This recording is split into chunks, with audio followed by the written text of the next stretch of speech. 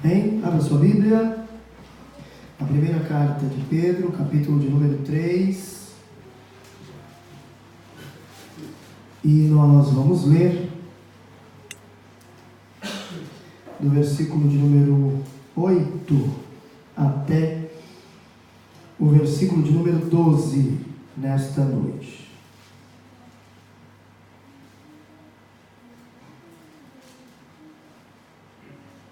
Os que acharam, podem confirmar dizendo amém. Amém. A palavra do Senhor nos diz assim: finalmente, sede todos de uma só mente, tendo compaixão uns dos outros. Amai como irmãos, sede compassivos, sede atenciosos, não retribuindo mal por mal, ou maledicência por maledicência, porém, ao contrário, bem dizendo, sabendo que para isto fostes chamados, para que possais herdar uma bênção.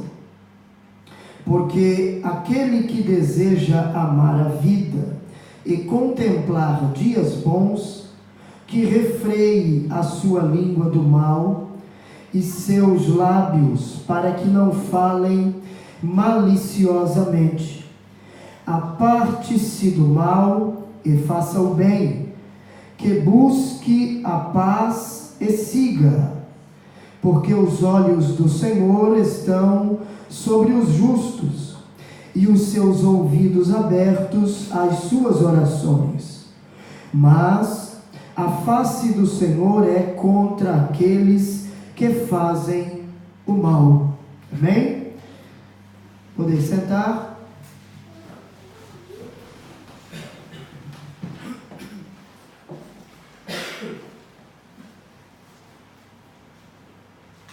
Nós vamos dar continuidade nesta carta, e Pedro agora, ele vai deixar de falar de grupos específicos dentro da igreja, para então falar a todo o povo. As recomendações que ele trouxe aos grupos, nos primeiros capítulos, 2 capítulos, até a primeira parte deste capítulo 3, agora ele traz a todo o povo e apresenta alguns princípios para que nós possamos viver uma vida vitoriosa, tanto diante dos homens, quanto diante de Deus. Então nós vamos, nesta primeira parte do capítulo, do versículo 8 até o versículo de número 12, tratar sobre os nossos relacionamentos. Os nossos relacionamentos. Pedro, ele estava falando sobre os relacionamentos entre governantes e governados, entre patrões e empregados, entre maridos e esposas. Agora, ele vai fechar este assunto nos apresentando princípios gerais que devem governar o nosso relacionamento com os irmãos, o dia a dia,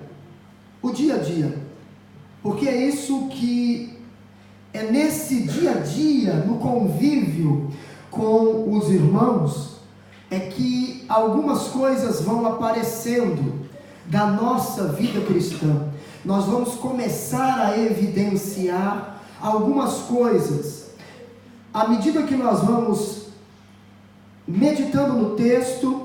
Você vai compreender como deve ser o nosso comportamento entre os irmãos, entre a comunidade cristã. E dentro destes princípios, o primeiro que ele nos mostra é o relacionamento com os irmãos. Aí no versículo de número 8, ele vai dizer assim: finalmente, sede todos de uma só mente, tendo compaixão uns dos outros. Amai como irmãos, sede compassivos, sede atenciosos. Pedro, vai mostrar que a verticalidade da nossa fé, ela vai trazer como resultado a horizontalidade dos nossos relacionamentos. À medida que eu tenho um relacionamento bom com Deus, eu tenho um relacionamento bom com os irmãos. Então, ele vai mostrar que a prova do nosso amor a Deus é o nosso amor para com os nossos irmãos. E isso, à medida que, a maneira, melhor dizendo, que nós nos relacionamos, é que vai apontar algumas características dessa nossa vida cristã. É claro, todo irmão tem no convívio um desentendimento de pensamentos, uma divergência de pensamentos aqui e ali. Porém, o que não pode haver entre irmãos é raiz de amargura, é rancor. Porque cada um tem um modo de pensar. E dentro desta particularidade, existem oportunidades que nós externamos a nossa maneira de pensar, e ela dificilmente vai ser igual à do outro. E é nisso que diferenciamos uns dos outros. E é aí que precisamos ter maturidade suficiente para entender que você não precisa obrigatoriamente pensar como eu sobre um determinado assunto. Que eu não preciso pensar obrigatoriamente como você. Mas o que nós precisamos entender é que, independentemente disso, nós temos que amarmos uns aos outros. Veja o que João vai escrever em sua primeira carta, bem aí do lado, logo após a segunda epístola de Pedro, nós encontramos a primeira carta de João, o capítulo de número 2, do versículo 9 até o versículo de número 11. Veja o que nos diz a Bíblia: aquele que diz que está na luz e odeia a seu irmão, está em trevas até agora. Aquele que ama seu irmão está na luz, e não há nele ocasião para o tropeço. Mas aquele que odeia seu irmão está em trevas, e anda em trevas, e não sabe para onde vai, porque essas trevas lhe cegaram os olhos. Veja que João, ele está mostrando que uma das características daquele que conhece a Deus é amar o irmão. Daquele que está na luz é amar o irmão. E ele mostra que aquele que odeia o seu irmão, e em algumas traduções vai estar escrito aborrece, só que aborrecer aí no grego é odiar. Aquele que odeia o seu irmão nunca esteve na luz, sempre andou nas trevas. Por quê? Porque o ódio é um sentimento perverso.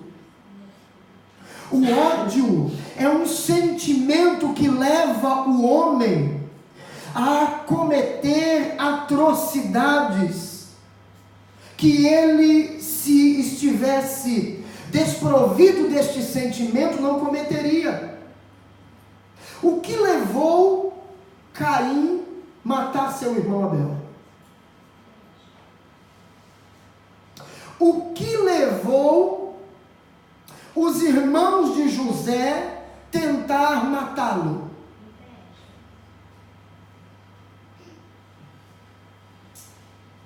A inveja. A inveja que leva ao sentimento de ódio.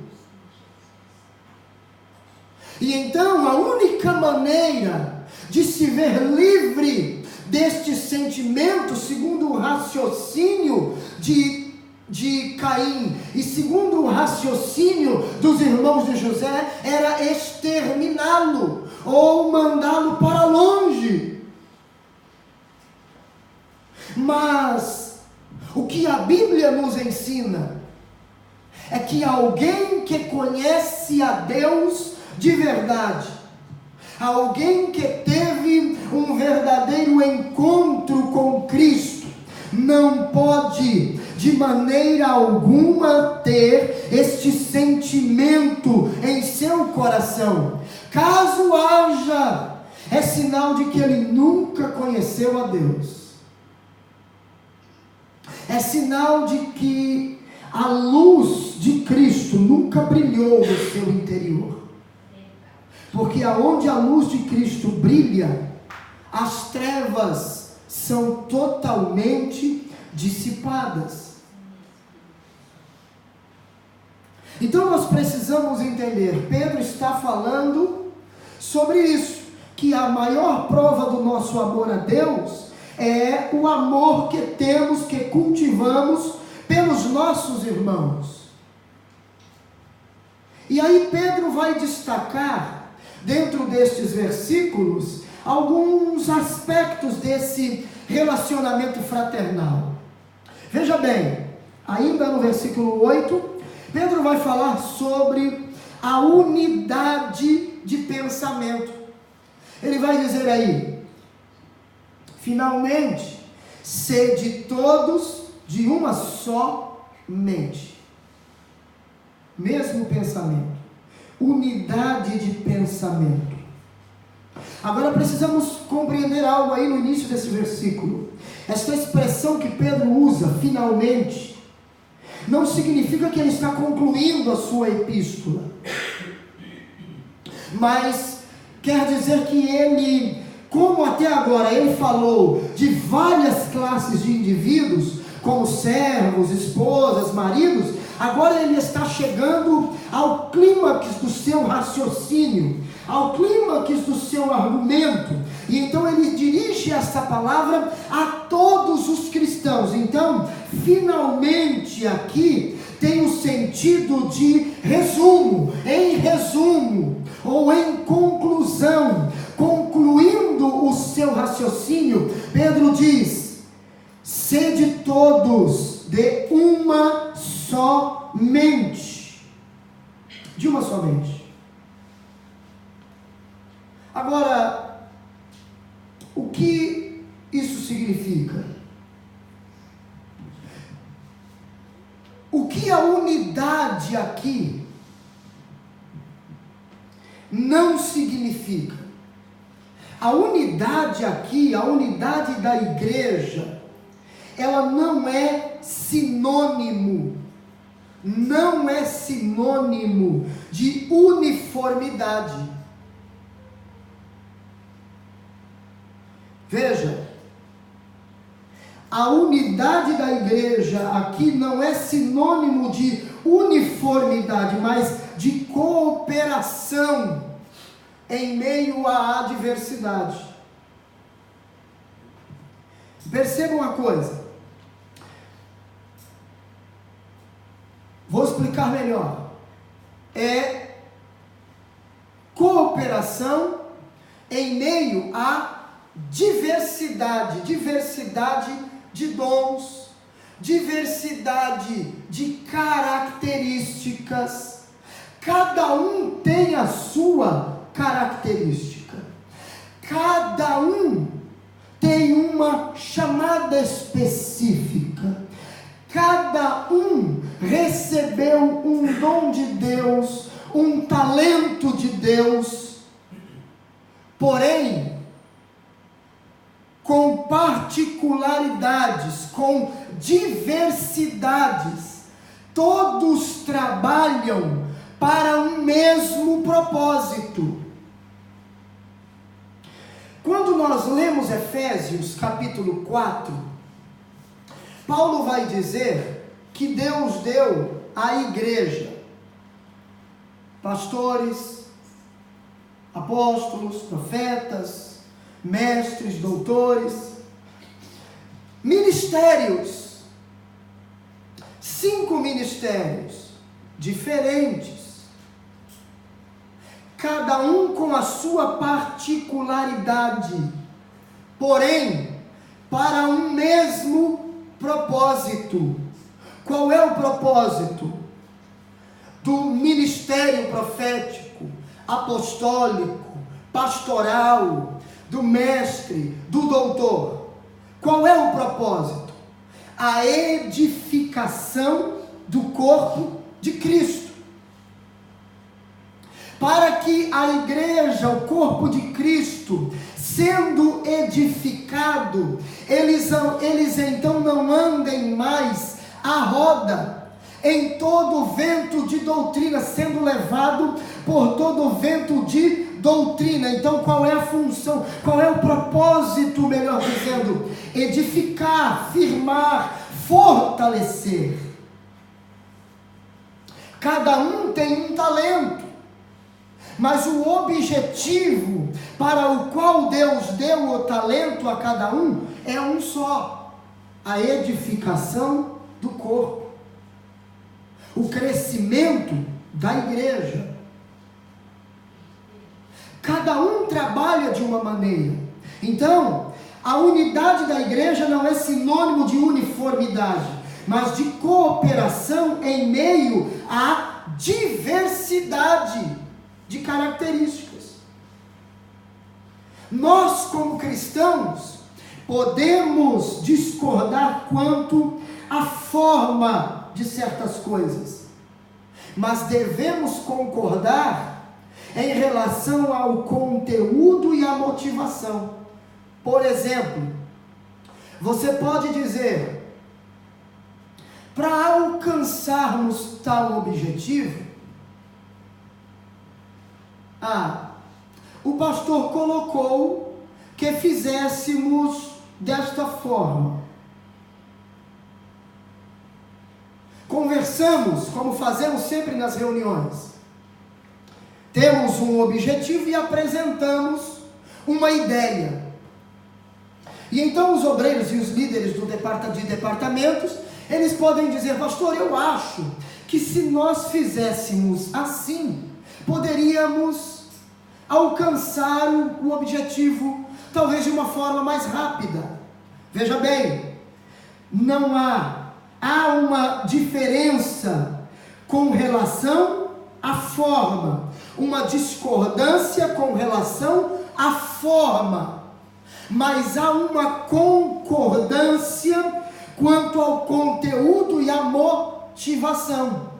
Eu acho que se trabalharmos desta maneira, podemos alcançar o mesmo objetivo.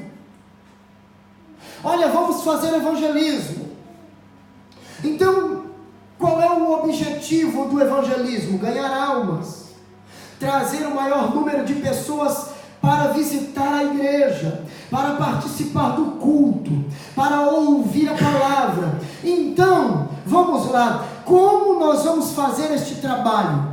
Vamos então entregar folheto, como fazemos costumeiramente aqui no Japão, colocar folheto na caixinha do correio. Aí alguém no meio da reunião tem uma ideia e diz: pastor, olha, eu acho que nós não temos alcançado um resultado satisfatório colocando folheto na caixinha do correio. Se nós formos às portas dos produtos brasileiros aqui e nas estações de trem e distribuirmos folhetos, nós podemos alcançar um número maior de pessoas. Pastor, se nós fizermos um vídeo convidativo e colocarmos nas redes sociais, nós podemos alcançar um número maior de pessoas. Pastor, se fizermos alguns convites, elaborarmos alguns convites e entregarmos nas fábricas, nós podemos alcançar um número maior de pessoas. Veja, a forma é diferente, mas a motivação e o conteúdo é o mesmo. O objetivo qual é? Qual é o objetivo? Alcançar almas, trazer pessoas para visitar a igreja, para ouvirem a palavra, serem alcançadas pelo Evangelho. Então existem N formas. Nós não precisamos seguir uma linha reta, é assim, porque sempre foi assim, porque há 200 anos atrás a Assembleia de Deus trabalhava assim, entregando folheto de porta em porta. Irmão, isso era naquela época. Hoje, com a modernidade, abre-se um leque de opções para fazermos a mesma coisa, e com uma abrangência maior. Se o objetivo é levar a semente do Evangelho às pessoas, eu não posso me limitar a uma única maneira de fazer. Eu preciso pensar, como a gente costuma dizer, eu preciso pensar fora da caixinha. A gente limita Deus na sua maneira de trabalhar. A gente acha que Deus vai trabalhar só assim, ou só assado. Deus tem N maneiras de trabalhar. Nós precisamos ser inteligentes, orar a Deus, buscar a Deus, e entendermos qual é a maneira adequada, a estratégia adequada de trabalho para alcançarmos os mesmos objetivos. Então, unidade não é sinônimo de uniformidade. Outra coisa que precisamos entender com relação a este assunto: nós somos um corpo, somos membros de um corpo. Os membros são diferentes, o corpo é um. Se o corpo é um, com membros diferentes, todos os membros trabalham para o bom funcionamento do corpo. Então, o que não pode haver? Competição uns com os outros. Quem canta melhor, quem prega melhor, quem dirige melhor o culto, quem faz mais coisas. Se o círculo de oração faz alguma coisa e Deus abençoou, vem a mocidade e quer fazer melhor.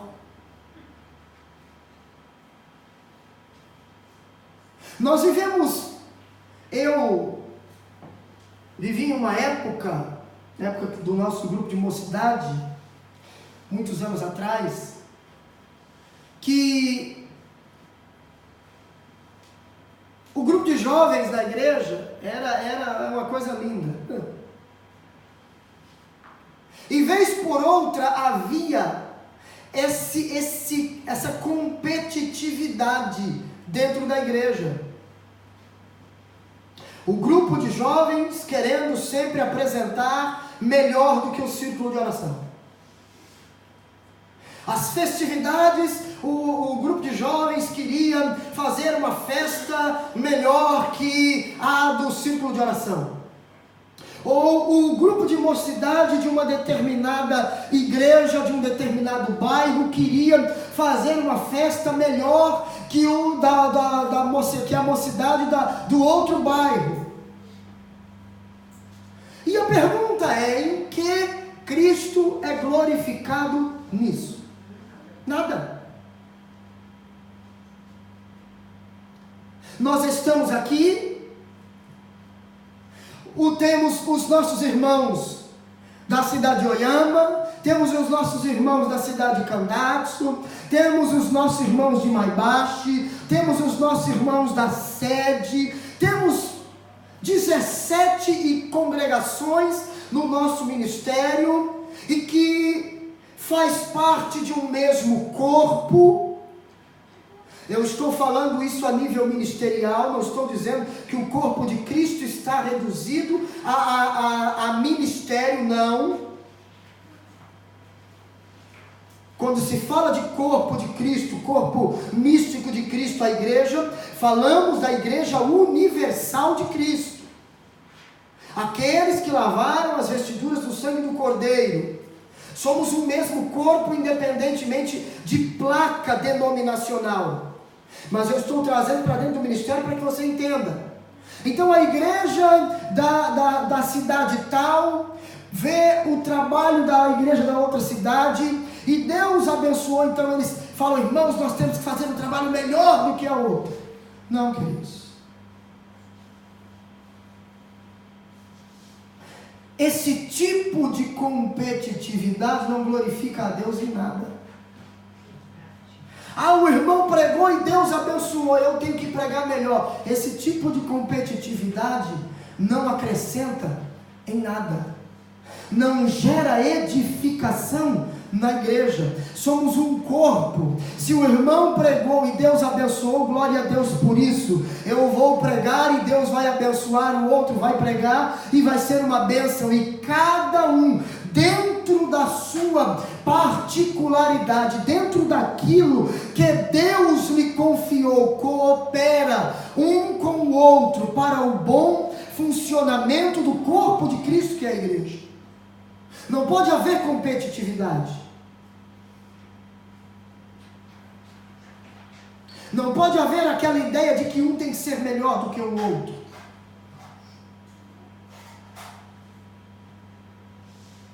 Não pode haver aquela história de que eu sou melhor do que o fulano, que eu conheço mais do que o cicrano. Isso é sinal de carnalidade. Foi o que Paulo condenou na igreja em Corinto. Os grupos, os partidos, Paulo, Apolo, Cefas, Cristo. Paulo condena, e Paulo vai dizer: está pois Cristo dividido? Paulo vai chegar a dizer a esta igreja em Corinto que ele não pôde falar a eles como pessoas espirituais, mas pessoas carnais. Porque quando eu acho que eu sou melhor do que o irmão A ou do que o irmão B, porque eu tenho conhecimento ou isso ou aquilo, eu sou carnal. Eu estou mostrando uma evidência clara de que, embora eu tenha todo o conhecimento do mundo, eu não passo de um homem carnal. Porque eu preciso cooperar com você para o bom funcionamento do corpo de Cristo. O meu conhecimento soma-se ao seu, e juntos trabalhamos para a edificação da igreja. A sua habilidade em uma determinada área soma-se com a habilidade do irmão ou da irmã em outra determinada área, e então fazemos um trabalho que glorifica o nome do Senhor, mas fazemos juntos. Quando nós trazemos para dentro da igreja aquela ideia que existe no mundo lá fora, de que é cada um por si e Deus por todos, eu estou mostrando que sou carnal. Porque no meio do povo cristão não existe isso. No meio do povo cristão não pode existir isso. Existe? Existe. Por quê? Porque ainda existem alguns que não foram transformados. Porque ainda existem alguns que não atingiram um nível de maturidade que lhes leva ao conhecimento de que, como um corpo, trabalhamos todos para um bem maior. Não trabalhamos para nos autopromovermos. A ideia não é promover o meu nome. A ideia é promovermos o nome de Cristo. O objetivo é levarmos a semente do Evangelho. Não importa quem pregue, não importa quem cante, o que importa é o nome de Jesus ser pregado. O que importa é a mensagem do Evangelho alcançar vidas. O que importa é a mensagem do Evangelho transformar vidas. O que importa é vidas serem salvas. Se é a irmã Silvia que prega, ou se é o cooperador Ricardo, ou o cooperador Pedro, ou a irmã Ellen, ou eu, ou o presbítero João Paulo, ou o Mateus, ou quem quer que seja que pregue uma mensagem em que almas se rendam a Cristo, esse é o objetivo, esse é o propósito, porque trabalhamos todos para o bom funcionamento do corpo. Então, o que Pedro está nos falando sobre a unidade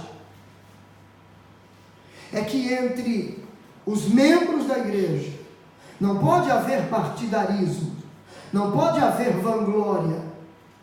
É verdade. Ao invés de pensarmos cada um de nós no que é propriamente seu, cada irmão deve pensar no que é do outro. Ora,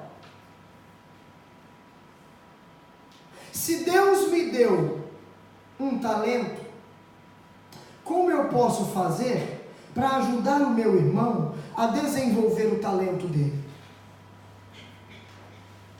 É isso que nós temos que pensar. Como, com aquilo que Deus me deu, como que eu posso cooperar com a igreja para o crescimento do corpo de Cristo? Essa é a unidade que Jesus queria. E no capítulo 17 do Evangelho segundo escreveu João, Jesus ora por esta unidade. No versículo 21 até o versículo 23, Jesus ora por esta unidade. E quando nós vemos o livro de Atos dos Apóstolos, lá no capítulo 4, vai mostrar que a igreja estava vivendo esta realidade. A igreja de Atos estava vivendo esta realidade. Veja o capítulo 4 de Atos dos Apóstolos. Olha o que Lucas escreve. Capítulo 4, Atos dos Apóstolos.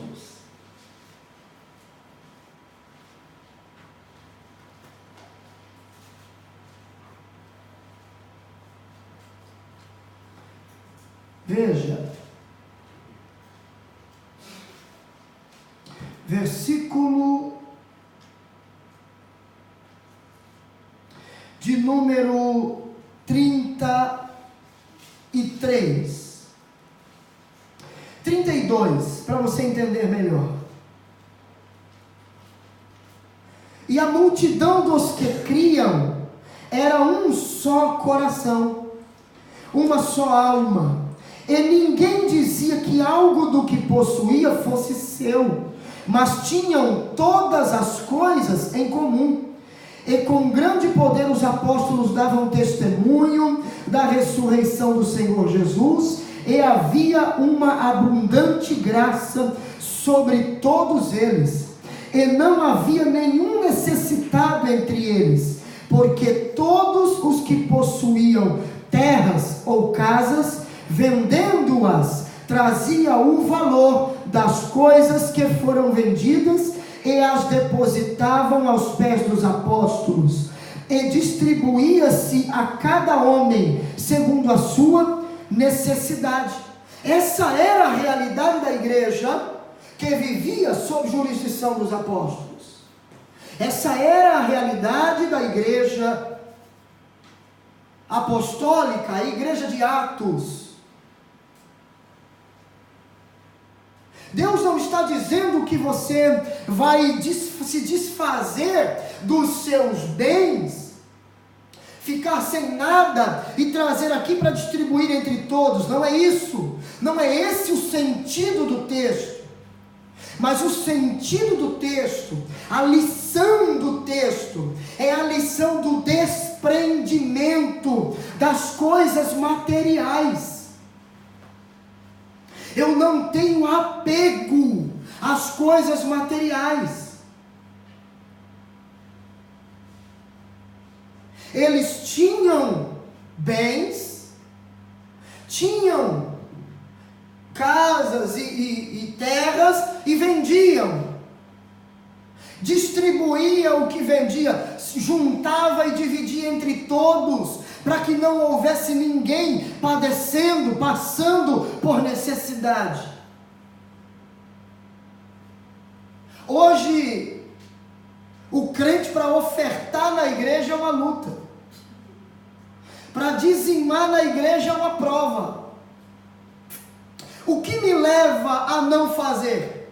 Quando eu olho só para mim.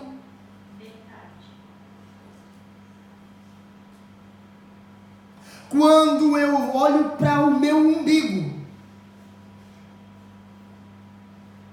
E eu digo, não, a minha necessidade é maior.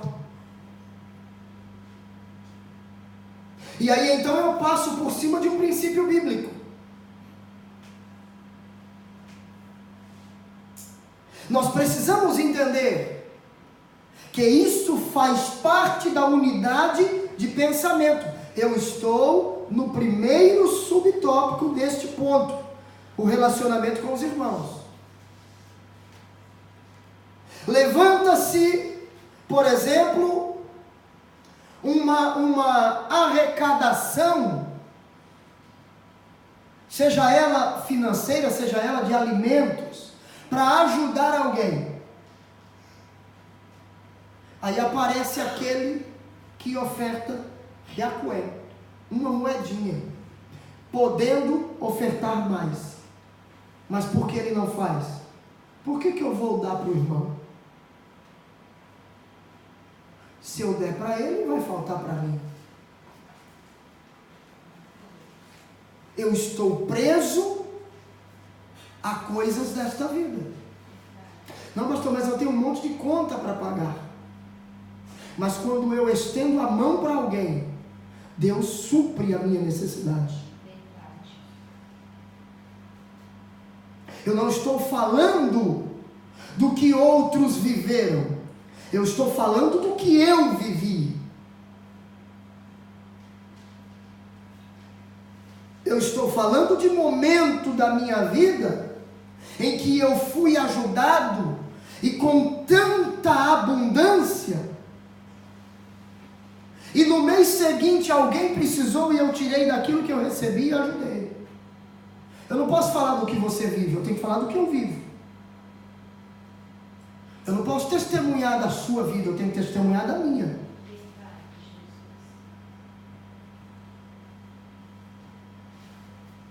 Então o que nós precisamos entender? Esse mês eu trabalhei mais, ótimo, vou juntar mais. Não.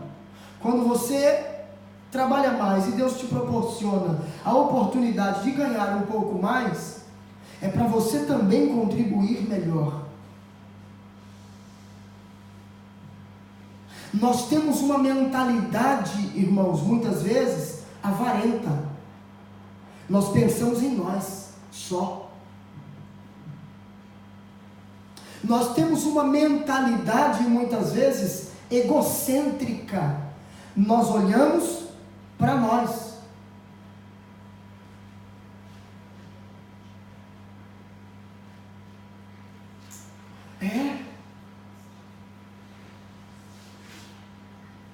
Nós temos dificuldade em sentir a dor do outro.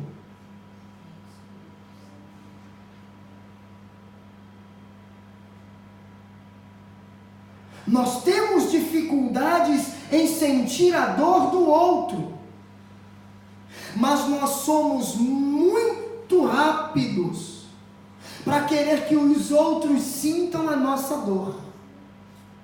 Nós somos muito rápidos para murmurarmos quando alguém não sente a minha dor.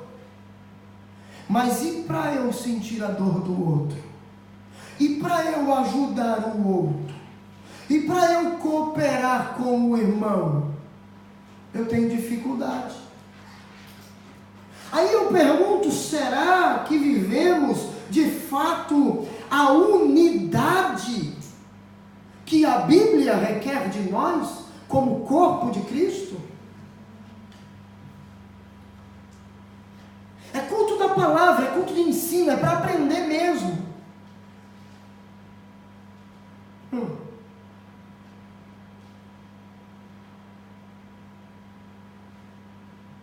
Nós olhamos muito mais para nós.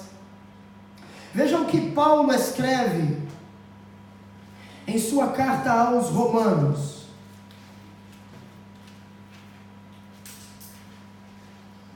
Lá no capítulo 12, versículo de número 4.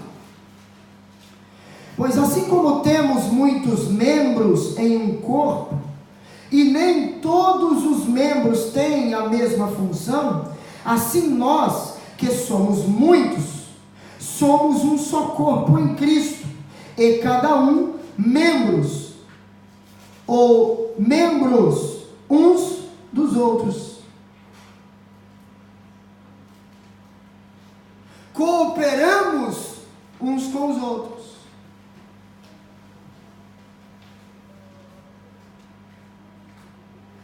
Assim como o corpo tem muitos membros, em um corpo, nem todos os membros têm a mesma função, mas nós que somos muitos, somos um só corpo em Cristo, e cada um, membros, uns dos outros. Membros, uns dos outros. Trabalhamos auxiliando um ao outro. Ninguém é melhor do que ninguém.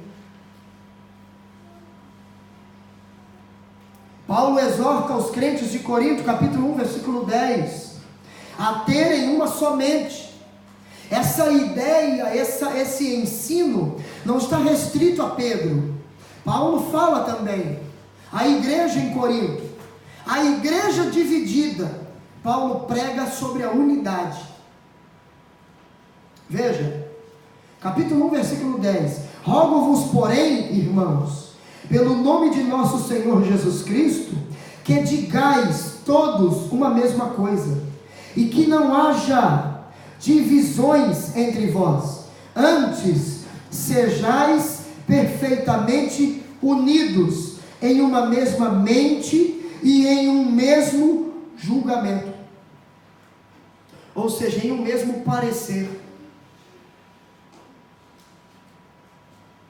Pensar, haver unidade de pensamento. E por que Paulo fala sobre isso? Porque em Cristo as paredes divisórias que existiam foram derrubadas, foram demolidas, e não existe mais judeu nem grego, não existe mais bárbaro ou cita, não existe mais servos ou livres, todos em Cristo somos um. Não existe melhor e pior, em Cristo somos um. Paulo vai falar sobre isso na sua carta aos Efésios, no capítulo 2, versículos 13 e 14.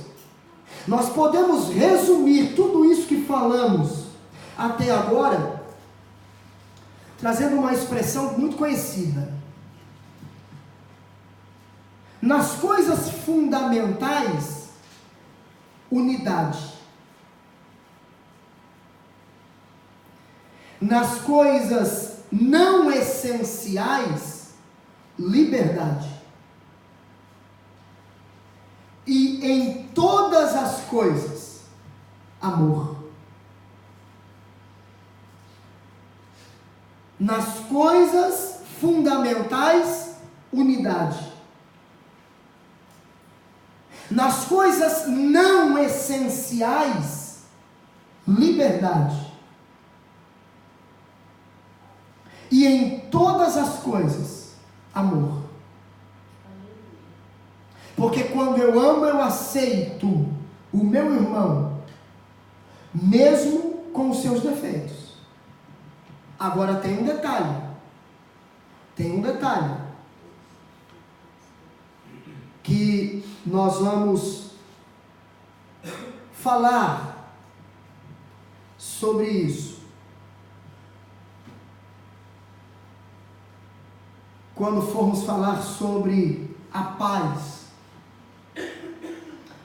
Não quer dizer que porque eu amo, que porque eu amo o irmão da maneira que ele é, eu serei conivente com o seu pecado.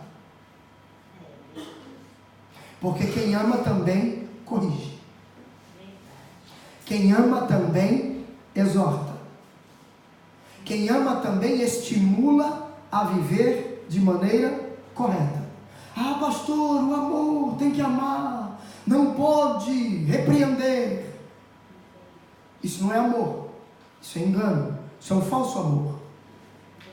Porque se eu estou vendo o meu irmão caminhar para um abismo e eu o amo, eu não vou deixá-lo cair no abismo, eu vou tentar salvá-lo. Se ele quiser cair, o problema é dele, mas eu vou ter que tentar salvá-lo. Irmão, esse caminho que você está andando é perigoso, o final dele é um abismo. Ah, tudo bem, irmão, mas eu vou andar assim mesmo. Vai cair. Mas eu tentei ajudá-lo.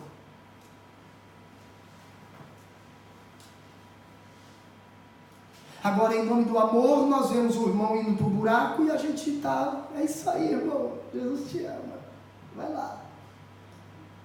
Eu te amo, viu? Vai lá. Você está indo para um buraco, eu estou vendo, mas porque eu amo, eu não vou repreender. Não, irmão. Está errado. Se você está vendo que o irmão vai cair no buraco, vai se estatelar todo, e você não fala, você tem participação nisso também.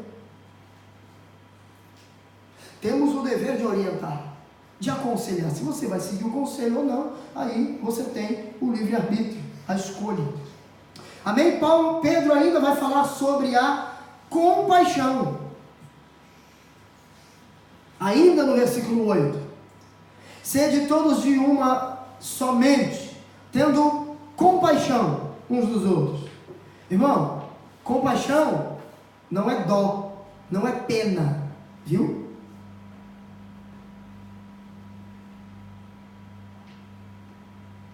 O que é compaixão? É ver a vida com os olhos do outro e sentir as dores do outro.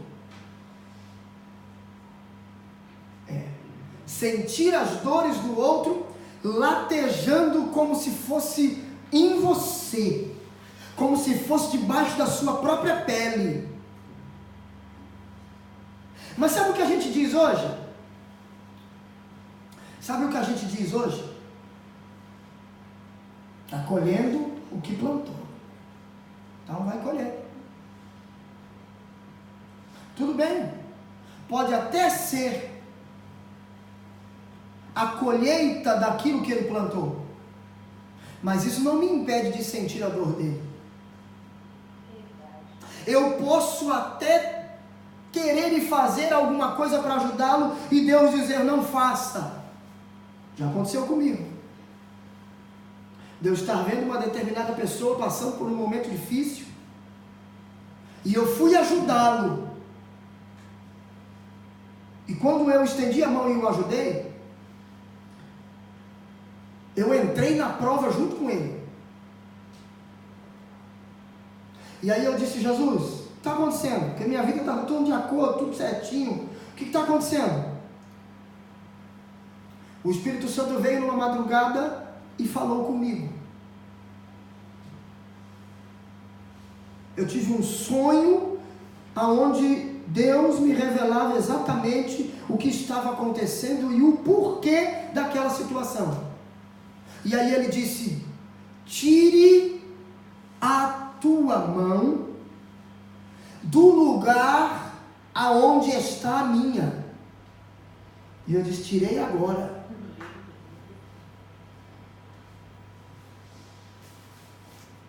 Deus estava trabalhando na vida de um irmão, e eu fui ajudá-lo, e Deus falou comigo: tire a mão do lugar aonde eu estou com a minha. Se ele está trabalhando, eu não vou pôr a minha mão. Agora, isso não quer dizer que eu não posso ajudá-lo. O que eu vou fazer? Orar por ele.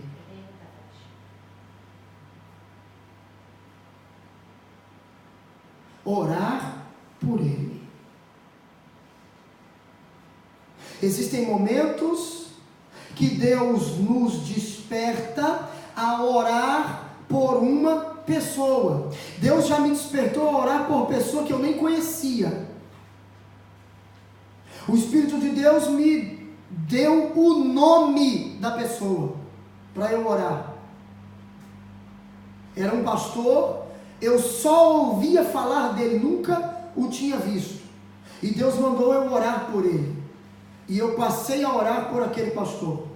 Tempos depois ele veio ao Japão e eu o conheci. E numa conversa com ele e outros pastores, ele disse que um tempo antes de vir ao Japão, ele sofreu um acidente em sua casa e teve fratura óssea, teve uma fratura na perna. E ficou muito ruim. E ele disse: foi numa época assim, no mês tal. Na hora que ele falou aquilo, o Espírito de Deus me fez lembrar do que ele havia falado comigo. Então, na hora que aquele irmão estava passando por aquela necessidade na sua vida, Deus me despertou a orar por ele, aqui no Japão, e ele estava lá no Brasil. Então existem momentos que Deus nos desperta a orar por alguém. É a maneira de nós ajudarmos. Agora veja bem, se nós estamos ligados com Deus, e Deus nos desperta a orar por alguém que a gente não conhece pessoalmente, só conhece de nome, por que Deus não desperta você para orar por quem está do seu lado e passando muitas vezes por momentos difíceis? Ao estar em desacordo. Eu acho que nós não estamos tão ligados com Deus assim como queremos mostrar que estamos. Porque quando estamos, Ele nos faz sentir a dor do outro. É recomendação bíblica se alegrar com quem se alegra e chorar com quem chora. Paulo fala isso em Romanos. Paulo ensina isso na primeira carta aos Coríntios. É ensino da palavra de Deus. Amém? Amém? Vamos parar por aqui. Estamos só no subtópico 2. Ainda temos muito a pensar dentro desse versículo e nos outros que se seguem até o versículo de número 12. Fiquemos de pé.